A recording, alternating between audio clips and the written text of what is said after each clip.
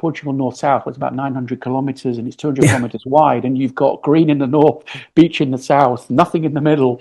So we've got more diversity, from a group's point of view. To a tour, Portugal, you can take them from the green to the beach to the interior within hours. The country's changing actually within hours of your trip.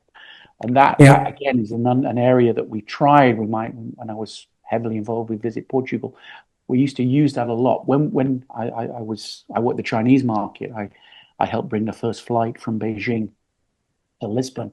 And that was one of our key selling points into the Chinese. Yes, I remember they said, "Do you have a Louis Vuitton shop?" I said, we do have one. So that's really important. Do you need to take a ticket, senha, as we say in Portuguese, to get into Louis Vuitton shop? I said, I don't know. I don't go in it. I don't really buy Louis Vuitton, but I don't think so. I don't think we have a. No. They said, "Oh, can you buy more than 2 bags?"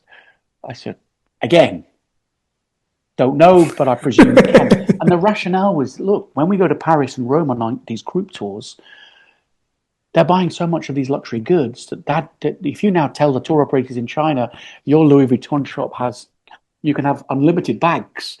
I said, look, but I'm not coming to sell Portugal because of a few shops. We're coming to show the Chinese the diversity of the destination.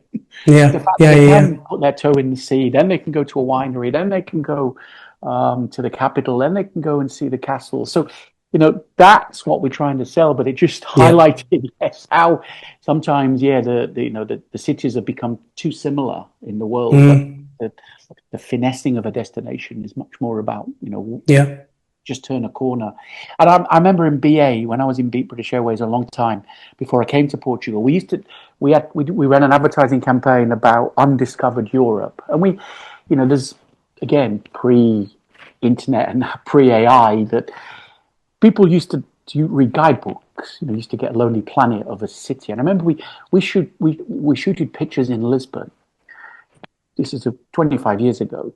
And we had pictures of Lisbon, and it was turn a corner and see what you'll discover. The mentality was, travel doesn't mean I have to go and see icons. And we used Portugal, and it didn't use Portugal.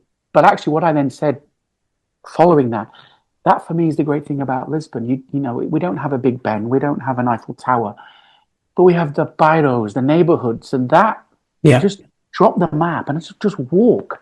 Forget Pink Street or whatever it is, and just take in the city, because that's its best. Not having to do the ticks of, I've seen this, next one, next thing, next tick. Because then we're not going to be the same as the other European capitals.